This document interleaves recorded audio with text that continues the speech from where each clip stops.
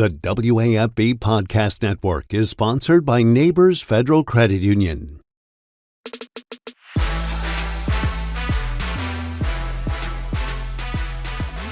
LSU Baseball's opening day, less than 2 weeks away. The Tigers opening things up with a 3-game home series in the box against Purdue Fort Wayne, actually on Valentine's Day. So interesting how that works. But with first pitch coming up very soon, you guys have heard from me a little bit, but we got to hear from some more expert voices. And today we're doing that, bringing in Mark Etheridge from D1Baseball.com. He's a writer over there, does an excellent job with the SEC and beyond. If you want to keep up with the SEC all season, the Tigers and everybody else, it's a great conference, as you all know. Check out SEC Extra on D1Baseball.com. He, along with Joe Healy, do excellent work. And they've been working through the summer, through the fall, all leading into the season, which is quickly coming up here. Right, Mark? What are you up to these days? Oh, yeah. We are neck deep in preview time. We're profiling all 16 teams in the SEC. There's 2 more this year with Texas and Oklahoma coming in, breaking down their schedules, who are the breakout players to watch, primary storylines in our snapshot. We have projected lineups in there. It's really everything you need to get started as the season approaches. And of course, we're going to do all this work, and a lot of it is conjecture. It's educated conjecture, but you really don't know until the bullets start flying, and we have the competition begins on the field. So I do think I'm really excited about LSU this year. I got to see them this fall, and it's a really talented roster. I feel like there are a lot of pieces, and when you have this many good players, that's obviously it's a great thing, but it's also a challenge because you're trying to find that right mixture and who fits in what place. And you have so many options. Sometimes it's easier from a coaching standpoint if, hey, I've got 11 guys, right, and I kind of know where everybody fits. I mean, there's 15 to 18 position players and maybe that many pitchers who could see a role at some sort with LSU. So that makes it fun to follow as a fan. You don't really know what that lineup's going to look like when you show up at the ballpark, and also gives you a chance to see guys develop. Maybe you don't have a primary role early, and maybe you look up in April and May, and there's some of your key contributors. Yeah, I think this year, every game there could be a different lineup. It was kind of like that last year, but I feel like it's going to be more so like that this year. Like last year, you had your non-negotiable guys that had to be in the lineup. Tommy White and Jared Jones, Hayden Travinski, guys like that. But this year, the outfield, at catcher, at DH, like you could see, 3 or 4 different guys on a given weekend. Is that kind of abnormal? Yeah, well, at the top of the league, you just have more depth. And I think part of that is the portal. Part of that's NIL that you're able to bring in some, I guess, more elite players than maybe some of the other ones who don't have as much. And because of that, you have more options. Now, the good part of that is you've got incredible depth. If somebody goes down, you feel like you're able to absorb it a lot better than somebody else. But the other part of that is you got a bunch of guys who are in here looking to play, right? They didn't come to LSU or Tennessee or Arkansas or A&M or whoever at the top of the league to sit. So when everybody can't play, you only have 9 on the field at a time. What does that look like for guy 10 and guy 13 and 15?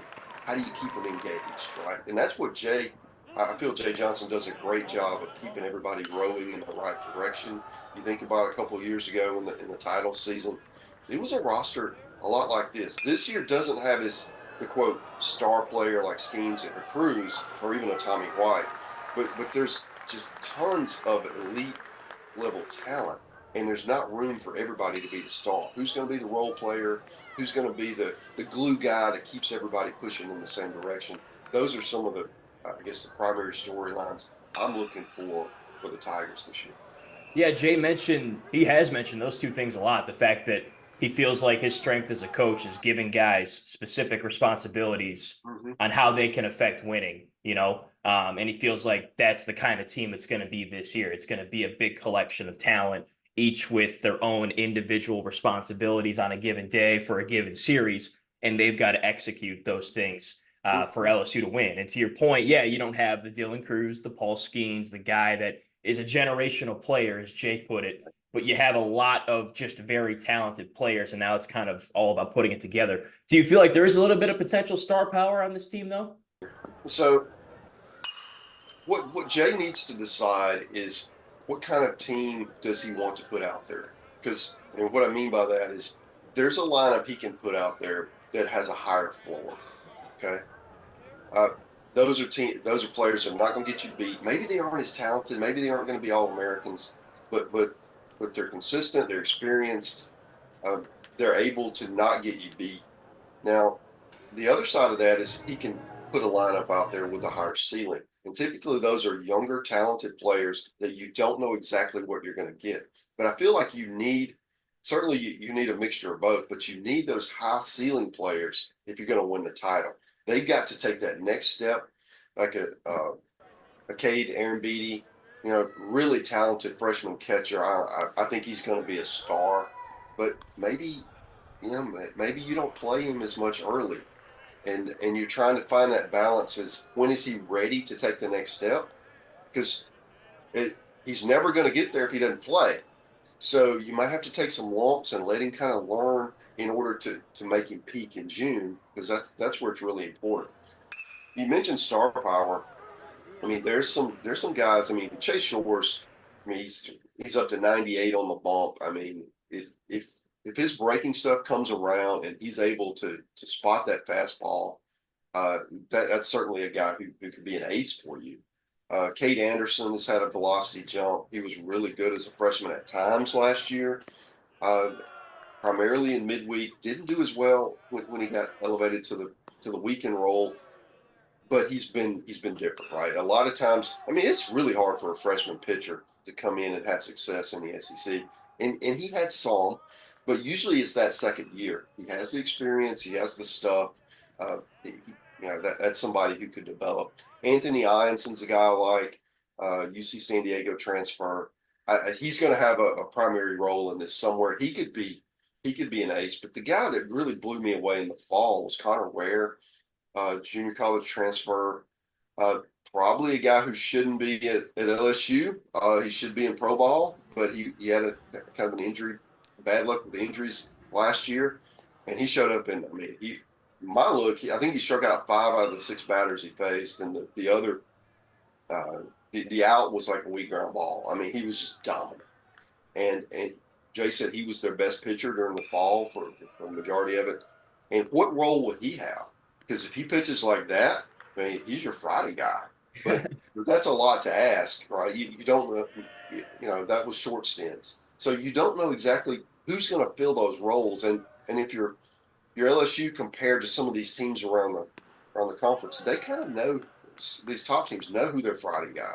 It's Ryan Prager at A&M. It's Gabe Gackle at Arkansas. And when A.J. Russell comes back to Tennessee, it's him. But with LSU, you got some options, which is a good thing. But nobody's really got that track record that you can go, yeah, this is my Friday guy. I'm just going to hand the ball, and 6 innings later, we're going to be in really good shape. That's what's still got to shake out. And if someone does elevate into that spot, and you have all of that kind of premium depth around it, oh my goodness, this becomes a really scary rotation with depth. And I think that's the part that's going to be so fascinating in the early season. And frankly, LSU's early season schedule, other than the tournament out in Texas, is not real challenging. Yeah. So they're going to be able to have some patience with guys and try to get them ready for SEC play, where if you were playing just stacked opponent after stacked opponent, you can't be as patient because you got to have a quick hook because you want to win. Yeah, kind of like last year. Speaking of that, it's kind of a flip in the pitching room from last year. I feel like it was top heavy and they lacked depth, and you especially saw that down the stretch when they had to have Gage Jump pitch that last inning against North Carolina in their last game of the year, and so on and so forth. This year, everyone kind of just thinks that people are going to shuffle into those Friday, Saturday roles easily. But Luke Holman was a transfer from Alabama. He pitched in the SEC before, and he was great. Gage Jump was from UCLA. I know he had Tommy John, but he ended up being a dominant guy there as well. So I know there's talent and depth, but my message to the fans has been, it's not automatic that these guys are going to step in and take those roles right away. 2 weeks out from opening day, and I've seen a lot of this team. I don't really have a strong lean as to who the Friday night guy should be right now. Is that kind of a red flag? Well, it can be. It depends on kind of how you want to look at it. From one standpoint, you would love to just have one guy just come take it, right? But on the other hand, if you have a bunch of guys that are kind of even, as long as that even is past a certain threshold and it's winning baseball, then it gives you great depth and great. You can mix and match. Hey, if this one guy is better, maybe this one guy's better in a long relief role. Maybe this one guy's better at the end of the game, and you aren't. But in some cases, you can't have that luxury. I need him to start. Okay, but now you can find who's in the right role for the team, and potentially the right role for their individual, and not shoehorn them into something that maybe that they're not the best fit for. I do think a guy like Gavin Guidry is going to be fascinating. He's been a short stint reliever his entire career at LSU, and they've stretched him out to see what it would look like. It would be, and maybe he's not a starter, but maybe he just comes in the fifth inning and finishes it, right? And those guys are so valuable on an SEC weekend. You say that happens on a Saturday, and you saved your entire. Everybody but him is saved for Sunday, right? So those are the kinds of things that I'm really looking forward to see how this all shakes out. I wouldn't call it a concern, but it is. If you do compare the staff to some of the others in the league, there's not that dominant ace, at least in preseason. And as we mentioned before, we may be having a different conversation about it on that. Yeah, I guess we'll see when they actually get out there for game action and guys start to turn that corner. You go against your own team for so long, you might see some different things against another lineup. You got to kind of take everything with a grain of salt. If a pitcher dominates on a day, you're concerned about the offense and vice versa, right? So I guess we'll see how that shakes out. And to your point, the schedule allows for them to go out, get some experience and whatnot in that regard. I guess kind of zooming out a little bit, you were in Biloxi for that scrimmage. There were, four of them on that day? It was a long day out in Biloxi. Yeah. Yes. And I know that was 2 months ago. So things have probably changed a little bit then to now. But I guess when you were walking out of there after that night, what was your biggest takeaway about this team? Yeah. I mean, there's just so many players. I didn't know who was going to play where. The infield, with Dickinson, Braswell, and Milam, how does that shake out second, third, short? Because they're all pretty flexible. Where does Milam play? Does he end up at shortstop? Do you keep Braswell at short, or one of them plays third? I think Dickinson's going to play second. Yeah. But I think that was something at that point I was wondering about. The other guy that I didn't know a whole lot about, but who impressed me was Blaze Priester. His backup catcher, maybe he could DH, but the ball was just flying off his bat. I think he led the team in homers in the fall. I mean, where does he play, right? Because if he's going to hit like that, where's his spot, right? Because it's kind of similar to Luis Hernandez, right? They're both kind of the same position, catcher, DH, and first base is not an option because Jared Jones is there. So how does all this shake out? We mentioned Aaron Beatty. Really good problem to have, but you've got three quote starter quality catchers. You can't play but one, right? Maybe the other can DH some days. So that to me was interesting. The outfield. What does Chris Stanfield do after coming over from Auburn? I call him an agitator. He's a guy, once he gets on base, he's there. You cannot ignore him, or he'll take second. And if you're not paying attention, he'll take third too. And he'll dance off third, checking out home, right? And LSU, I mean, in recent years, they haven't had that kind of player, right? They've been more, okay, well, we're going to hit one in the gap, or we're going to get a clutch hit through the other side without a whole lot of starting runners and straight steals. And he gives you that. Can he hit enough to stay in the lineup every day, because there's plenty other options if he doesn't, right? So I think that was one of the call outs. I guess the other thing is just Jared Jones' continued maturation. Saw him take a ball the other way. Saw him lay off some pretty good pitches, and that's really I was locked in on him because he's got a chance to really elevate and make a lot of money this year. Uh, Richard, I mean a draft eligible sophomore a year ago, could have gone in the draft, didn't, and I think the concerns were play discipline.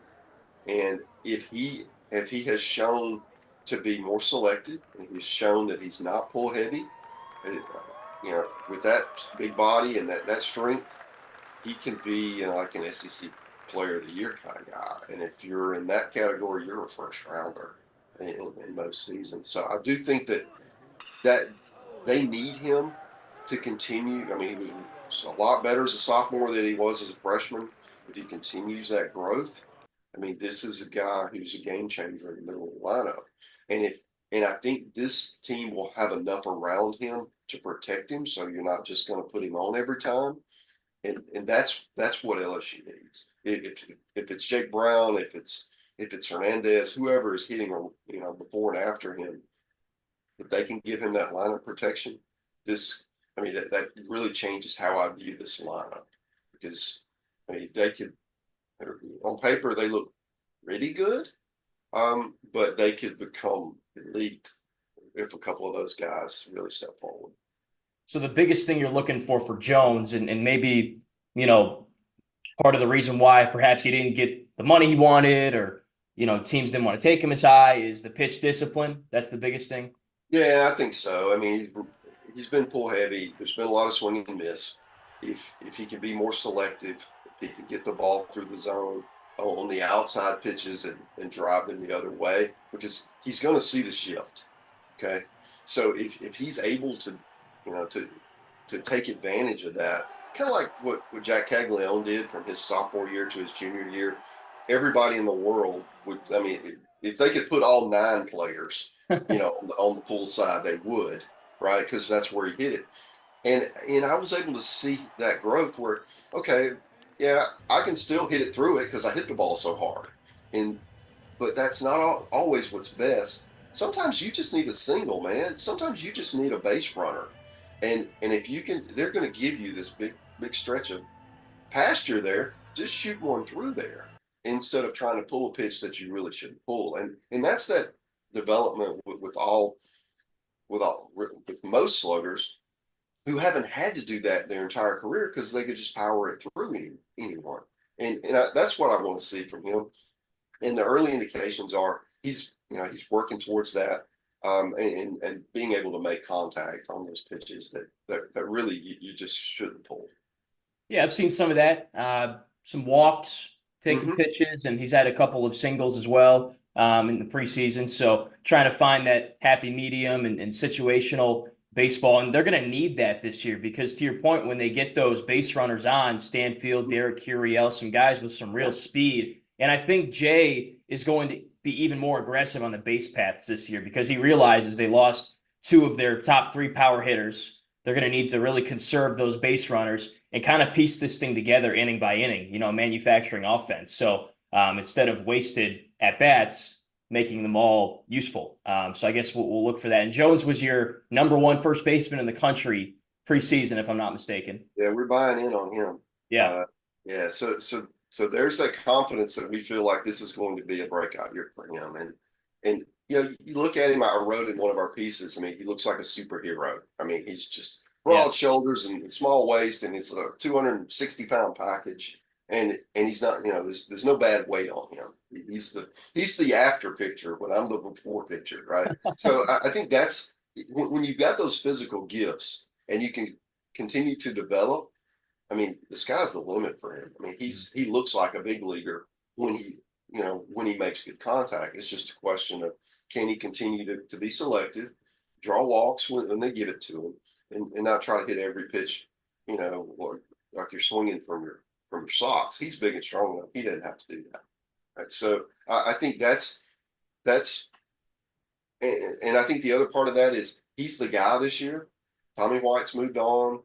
It's his offense, right? There'll be some other guys who hopefully will come in and help him out, but he's going to be the focal point of every pitching coach. We're going to come in and we're going to have a plan to make his life miserable. How does he handle it? Yeah. And you'll need other guys to step up. Maybe one of those, your preseason freshman of the year, Derek Yeah. Curiel. Yeah, we need to talk about him. I mean, that's an exciting freshman, man. I mean, I think when I talked to Jay, he said he just came in the fall and just hit from day one, right? Did not look like a freshman out there, just a mature baseball player. And a lot of times freshmen can come in a little starstruck, and not this kid. I mean, he was their best outfielder, and he's going to hit near the top of that lineup. You know, based on what the lineup composition is, he's going to be near the top because you want to get him up as much as you can. And it's going to be fascinating to see what happens as he gets into SEC play. And people get some, they get some tape on him. They're able to understand, what he does well, where maybe his holes are, because he's going to see spin like he's never seen before. And that's always the thing with freshmen. You see them get off to a great start, and then there's, we have all these, synergy clips, and everybody's watching to see what your swing pattern is, and it's all these technical advances that wasn't there 10 years ago. People find your holes. They find the places that they can pitch you. And that's going to be the interesting part for him is, like with any freshman, just coming in and being able to make those adjustments when the opposition is making those adjustments against you. Yeah, Jay seems to think that that'll happen because that's an exact quote, actually. He's the type of guy that where if something's not working, he gets it back on track, I think was his quote, quickly. And you don't even need to tell him, he'll just do it. So he seems like a guy that's mature beyond his years as a freshman. Yeah, I was really impressed. And from all of the indications we had, I mean, obviously we're picking him as freshman of the year. We're a believer in him as well. Can you just kind of put into perspective how rare it is to get a guy like Curiel, but also William Schmidt and Cade Aaron-Beatty? I'm sure you may have had a little bit of debate picking between those three about which one could be the candidate from LSU to be the freshman of the year. Yeah, they were all considered, and LSU's fortunate to get really one of them to campus, and to get three of them. Really, it's really a testament, one, to the program that LSU has, and fan base, and tradition, and the great facilities, and all of that. But two, the job Jake Johnson did, the sales job, right? Because not only do you have to get them, you have to recruit them, but then you have to keep them from going to pro ball. Okay, so that's the other thing. And I think the third thing I would mention is just where college baseball is right now. It's on such an upswing. Every game is televised. Every game is or streamed. All these great ballparks, these great venues. There's such just a fun environment. A team like LSU is going to be competing for championships. There's just so many reasons to choose college baseball over minor league baseball. It'll still be there, and you can continue your development. You get you get education, but you get all these great experiences through your baseball career that will prepare you, one, for life after baseball, but two, to get you ready. So when you do sign professionally, you're more proven, right? And that should make that journey, because minor league baseball is tough. Mm-hmm. You'll just be in a better position from a maturity standpoint and skill standpoint to be able to have success. Yeah, both sides have their pros and cons. I think Coach Johnson kind of looks at LSU as a minor league system of its own. You come here for 3 years, and then the hope is by the time you're done, you're ready to go to that level and succeed quickly. You look at Skeens, look at Cruz, guys that have already made it up to the big leagues, and they only needed less than a year, I guess. So that's kind of how he looks at it, an extension of minor league baseball, to your point. So you cover all the SEC teams. Mm-hmm. I guess just kind of put into perspective where LSU maybe stacks up coming into the year. Are they in the middle, upper tier? What do you think there? Yeah, we got them third nationally, and really the two teams ahead of them are just absolutely stacked with returnees. Okay, so that's the difference. LSU doesn't have a ton of returnees. They've got some, but not compared to Texas A&M, who's our preseason #1. Got just about everybody back. Which, how about that? You know, your coach leaves. Just about everybody jumps in the portal. They hire an assistant. It was really Michael Early, who a lot of us didn't expect to get the job. He gets the job, and they all come back. Yeah. Right. So they could have been decimated and been picked near the bottom. Instead, they're the preseason #1, and really there wasn't a lot of discussion for them to be #2. #2 is Virginia. Virginia's just got just an incredible lineup, kind of like A&M's offensively. Their lineup, Virginia has that. Look at our All-American teams. Look at our position player rankings. You're going to see Virginia all the way through. Right, just a supremely talented team. They were in Omaha a year ago. And then it's kind of a group of LSU, Tennessee, Arkansas. You might throw Georgia in there, Florida. That's that next tier of SEC teams. And they've all got great players coming back. They've all got some questions because of the losses that they had a year ago. Is how does that all shake out? Because honestly, you can make a case for any of them before or after the other. That's how tightly bunched there were. And then I'd say after that, you've got like a group of teams like Vanderbilt, Mississippi State, Texas, who's in the conference now. I think that's that next group. All of those are potential host teams. So I mentioned what 10, yeah, 9, 10 teams already in the SEC, and we're still in the top 20 in the country. So just to give you some, I guess, some perspective on this, you could finish 10th in the SEC and be 20th in the country. Yeah. That tells you where the power has shifted. And I know I'm the guy from SEC Extra. I'm supposed to talk good about the SEC, but this is kind of where we are as a sport, where it's all consolidated from NIL, from the portal, just the great facilities and environments. People just want to come play in the SEC, and as a result, the rosters are stacked, man. And you're going to see that continue in the postseason. The ACC is really strong again this year. You know, they had 4 teams in Omaha last year, and then after that, there's a drop. Big 12 is pretty good, and then after that, you know, you got the Sun Belt, you have the rebuilt Pac. I mean, Big 10 now with some of the old Pac-12 teams coming in. How will that look? It's a huge league, so it's we're kind of in a place right now where the SEC and the ACC are at the top, and they have a ton. That's what's going to make up the bulk of the top teams in the country. And then there's the top teams at the other conferences, or they can compete, right? But there's a huge drop off in depth, and I think that's the difference. Like you know, a team that's a bubble team in the SEC would most likely be a contender in any of those other conferences. And that's what makes it so challenging. If you're an SEC team like LSU, you go on the road, you're going to get tested, and you just can't. You got to show up and play your A game, or you're going to lose, because that's how tough the league is. Yeah. Kind of saw that last year. You know, it was a buzzsaw. Yeah. And I think a lot of people were surprised with how they played early in the SEC slate based on how they did. Brutal schedule, though. Yeah. Oh, man. Yeah. It's a little bit easier this year, at least at the front, and they kind of put the tougher ones at the back, at least from my initial scouting of it. I'll get you out of here on this. Now through midway into the season, what does LSU need to do to be a team that's ready to play in Omaha? You got to get some of those freshmen acclimated, and and that, and I think, you know, they could take some lumps early, and not just freshmen. I mean, some of the transfers who are stepping into this different world. I think just getting everybody acclimated, and the schedule permits that.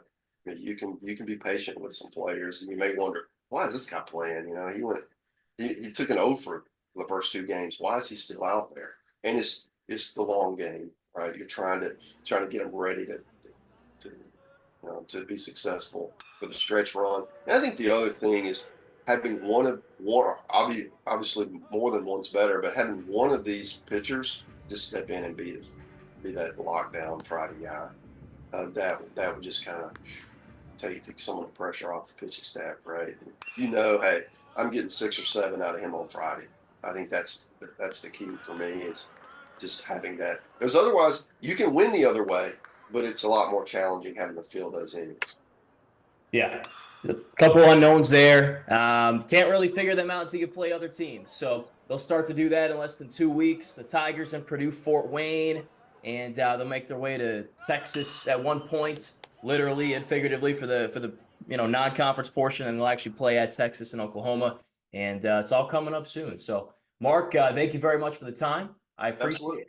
Check out his work, everybody, at d1baseball.com, as well as the SEC content with Joe Healy, SEC Extra on d1baseball.com. If you want to get back into the swing of baseball, that is the place to be. Thank you again, Mark. Very much appreciate it. We'll check back in with you as the season progresses like we did last year.